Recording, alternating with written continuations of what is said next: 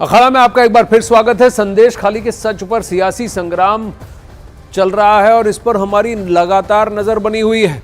इसी बीच बंगाल से एक और बड़ी खबर आ रही है। अनुसूचित जाति आयोग ने बंगाल में राष्ट्रपति शासन लगाने की सिफारिश राष्ट्रपति से की है। राष्ट्रीय अनुसूचित जाति आयोग की टीम कल बंगाल गई थी। संदेश खाली पर आयोग ने राष्ट्रपति जी को रिपोर्ट सौंपी है।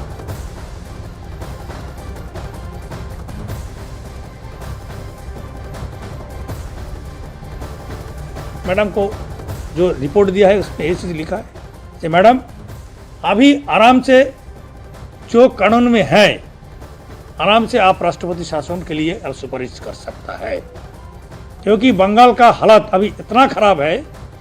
विशेष रूप से जो शोषित वंचित श्रेणी का लोग होता है, इनको सेव करने के लिए सरकार को अलग दृष्टि से देखना चाहिए।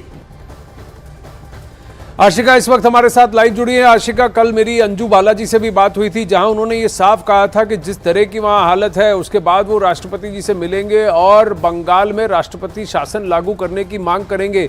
एनसीएससी की टीम से ऐसी बात कहना बहुत बड़ी बात है।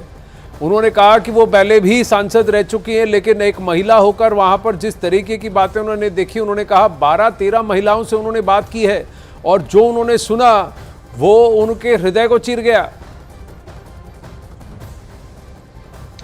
बिल्कुल आनंद, जो भी आरोप लगे हैं बहुत ही गंभीर हैं। हम भी जब वहां पर पहुंचे ग्राउंड जीरो पर तो महिलाएं रोते हुए अपना चेहरा छुपा रही थी कि किसी भी तरह से चेहरा ना दिखाएं, कि उनका ये कहना था कि अगर हमने अपना चेहरा दिखा दिया तो बाद में हमसे बदला लिया जाएगा।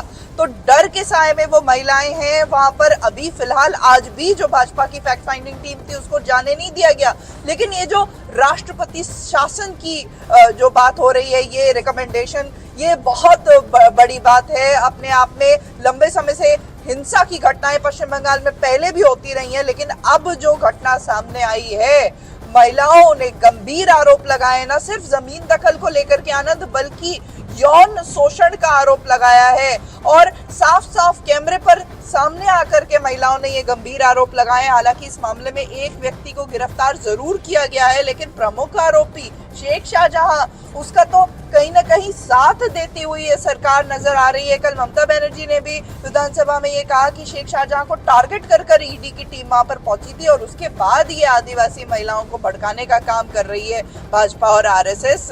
अब ये सवाल उठता है कि आखिर ये शेख शाहजहां जो मुख्य आरोपी है वो पुलिस के हत्थे क्यों नहीं चढ़ रहा है। साथ ही साथ एक और आरोपी शिबू हाजरा, वो न्यूज 18 तक से बात कर चुका है, लेकिन फिलहाल कहाँ है पुलिस को ये पता नहीं है। जी आशिका, उन्होंने कहा कि 12-13 महिलाओं से उन्होंने बात की और यही बात हलदर जी ने भी इसकी पुष्टि की है सबसे। और दूसरी बात इन्होंने ये एक और बात इन्होंने कही, एनसीएससी कमीशन जो है, ये SC/ST कमीशन जो वहाँ पर गया था, उन्होंने कहा कि जिस तरह की प्रताड़ना वहाँ झेली गई है, आप विश्वास नहीं कर सकते कि भारत में ऐसा हो रहा है। और अगर ऐसा बंगाल में हो रहा है, उन्होंने कहा ऐसी की पृष्ठभूमि 2019 में भी उन्होंने देखी है और वो उसके बगल के सोनाखाली इलाके में देखी और बशीरहाट के आसपास के इलाकों में भी उन्होंने देखी और कहा कि ये पहली बार ऐसा वर्णन नहीं हो रहा है, इसलिए वो राष्ट्रपति शासन की बात कर रहे हैं। आनंद, ये बात यहाँ पर कहना बहुत जरूरी है कि महिलाएं जहाँ चेहरा छुपा करके बात करने पर मजबूर है, वहीं कल मुख्यमंत्री ममता बनर्जी ने ये तक कह दिया कि बाहर से लोगों को लाकर मुंह छुपा करके बात कराई जा रही है माहौल बिगाड़ने के लिए। तो ये महिलाएं, और एक दो महिला नहीं है, कई महिलाएं हैं जो ये गंभीर आरोप लगा रही हैं। और कोई तो कारण होगा कि घर की लक्ष्मी जिन्हें कहा जाता है, वो घर से बाहर निकली हाथों में डंडा लेकर के, झाड़ू लेकर के, और ये बृहद आंदोलन किया। लगातार 3 दिन तक ये आंदोलन चला, जहां पर जो आरोपी हैं उनके पोल्ट्री फार्म से लेकर के कई घर, उनको भी फूंका गया, जिसके बाद वहां पर धारा 144 लगाई गई। और लगातार 4 दिनों से ये जो तस्वीर सामने आ रही है कि भाजपा के नेता जाने की कोशिश करते हैं। आज फैक्ट फाइंडिंग टीम दिल्ली से आती है, जिसमें 2 केंद्रीय मंत्री होती हैं, उनको जाने नहीं दिया जा रहा है। तो उनकी तरफ से ये सवाल उठाया जा रहा है कि आखिर कुछ छुपाने को है क्या, हमें क्यों नहीं जाने दिया जा रहा है। क्या गवर्नर CV आनंद बोस भी कुछ ऐसा ही रिकमेंडेशन देंगे? क्योंकि गवर्नर CV आनंद बोस भी वहां गए थे, उन्होंने कहा जो उन्होंने देखा वो भी बहुत उनके हृदय को दिल दहलाने वाले दृश्य थे वहाँ पर। उन्होंने कहा कि वो अभी भी वहाँ पर मौजूद जो विक्टिम्स हैं उनके संपर्क में हैं, जो पीड़ित हैं, वो लगातार उनसे बात कर रहे हैं, उन्हें वो भी आश्वासन दे रहे हैं बतौर एक गवर्नर। अब ये जो सांसदों की टीम है, ये बीजेपी द्वारा फॉर्म कमेटी है, ये भी अब गवर्नर से मिलने जा रही है। तो कहीं ना कहीं एनसीएससी का रिकमेंडेशन, गवर्नर का रिकमेंडेशन, सब राष्ट्रपति शासन की ओर तो इशारा नहीं करेगा।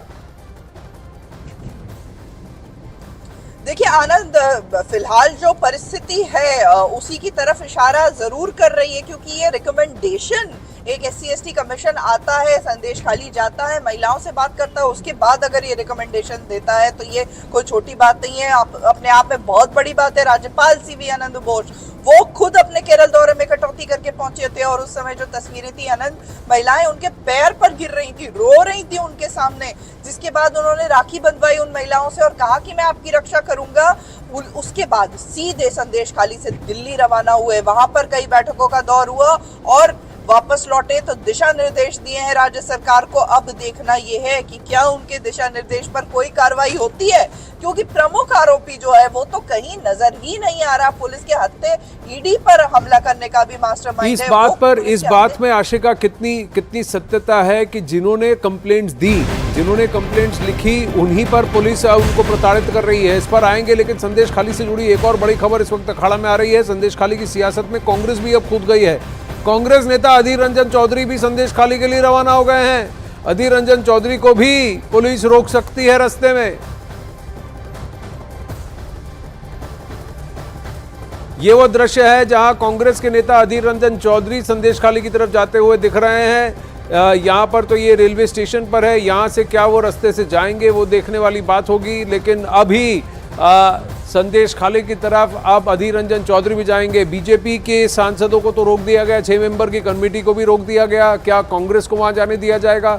लेफ्ट ने भी वहां पर कई प्रश्न उठाए हैं, या पुलिस को ये साफ कह दिया गया है कि राजनीतिक नेता किसी को भी जाने ना दिया जाए?